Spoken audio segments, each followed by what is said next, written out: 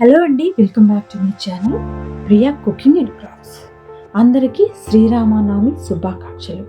ఈ శ్రీరామనవమి సందర్భంగా ఎప్పుడు ఒకే ప్రసాదం కాకుండా డిఫరెంట్గా సింపుల్ అండ్ ఈజీగా అయిపోయే ప్రసాదాన్ని చాలా ఈజీగా ఎలా తయారు చేసుకోవాలో ఈ వీడియోలో చూసేద్దాం రండి.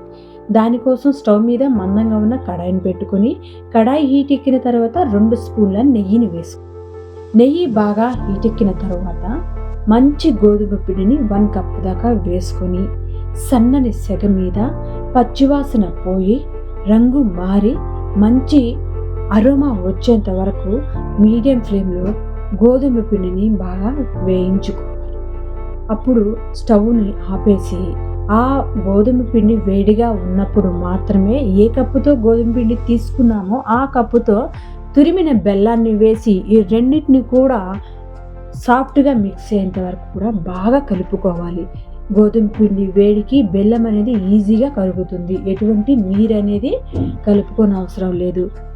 గోధుమ పిండి వేడికి బెల్లము మిక్స్ అవ్వడానికి 1 నిమిషం పాటు టైం అయితే ఖచ్చితంగా పడుతుంది.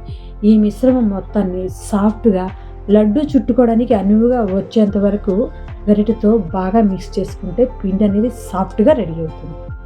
ఈ పిండిని వేరొక బౌల్లోకి షిఫ్ట్ చేసుకొని వేడిగా ఉన్నప్పుడు మాత్రమే లడ్డు చుట్టుకోవాలి. దీన్ని పక్కన పెట్టేసుకోండి. అదే స్టవ్ వెలిగించి కడాయిని పెట్టుకొని 2 స్పూన్ల నెయ్యిని వేసుకోవాలి. నెయ్యి హీట్ ఎక్కింది అనుకున్న సమయంలో కట్ చేసిన బాదం ముక్కలు, జీడిపప్పు ముక్కలు గుప్పెడు దాకా వేసుకోండి. ఎక్కువైనా పర్వాలేదు, తక్కువ కాకుండా నచ్చిన డ్రై ఫ్రూట్స్ వేసుకొని వేడి వేడి నెయ్యిని మనం వేయించి పెట్టుకున్న గోధుమ పిండి మిశ్రమంలో వేసి చాలా ఫాస్ట్గా కలుపుకోవాలి. నెయ్యి వేడిగా ఉన్నప్పుడు మాత్రమే లడ్డు అనేది ఈజీగా రెడీ అవుతుందండి. ఈ మిశ్రమం మొత్తాన్ని బాగా మిక్స్ చేయాలి. అప్పుడే టేస్ట్ అనేది చాలా రుచికరంగా వస్తుంది. ఈ మిశ్రమం మొత్తాన్ని బాగా మిక్స్ చేసుకున్న తరువాత కూడా పిండి అనేది డ్రైగా ఉన్నట్లు అయితే దీనిలో కొంచెం నెయ్యి అనేది యాడ్ చేసుకోవాల్సి వస్తుంది. పిండి మొత్తాన్ని కలుపుకున్న తర్వాత నాకు కొంచెం డ్రైగా అనిపించింది. అందులో వేడి వేడి నెయ్యిని మాత్రమే వేసి కలుపుకోవాలి.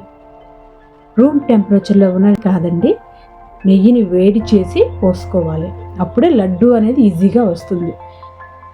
నెయ్యి వేడిగా ఉన్నప్పుడే మిశ్రమాన్ని ముద్దగా తయారు చేసుకున్నామంటే లడ్డు అనేది ఈజీగా ప్రిపేర్ అయిపోతుంది. చూశారు కదా, పిండి మొత్తాన్ని ఈక్వల్గా కలుపుకుంటే టేస్ట్ అనేది బాగా పెరుగుతుంది.